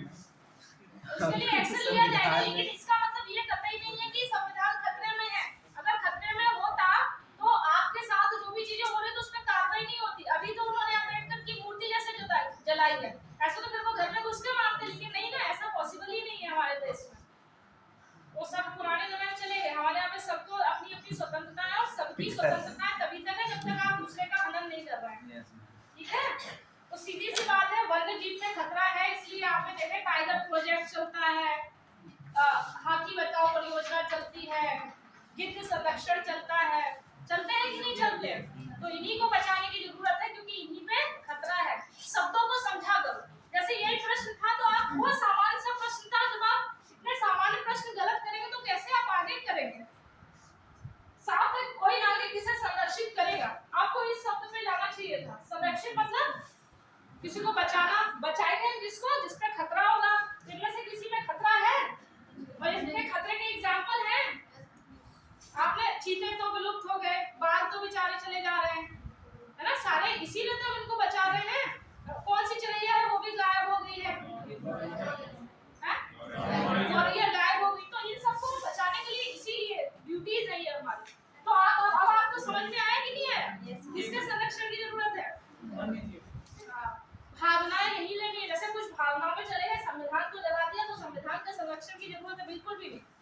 थोड़ा सा मतलब ये थोड़ा सा कुछ बदलाव सोचा तो करिए। हो रहे हैं मैडम, इसीलिए हम लोग तो इसमें देखें कि हाँ उसका जो है संरक्षण किया जाए। बदलाव कैसे हो सकता है? संविधान में संविधान संशोधन ही जुड़ेंगे, ये आप ही बताइए, जुड़ेंगे कि नहीं?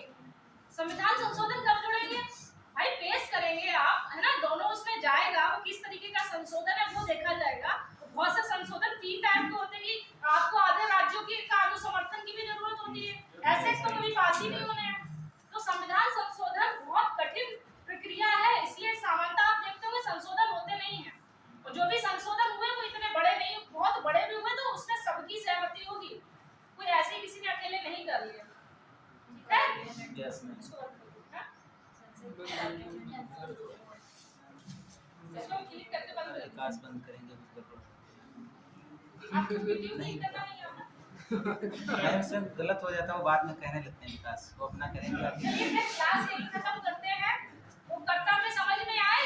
यस। अब कर्तव्य भूलना नहीं, मैं यही कहती हूँ कि शब्दों का मतलब समझो, और शब्द बहुत सरल होते हैं, ज्यादा इतने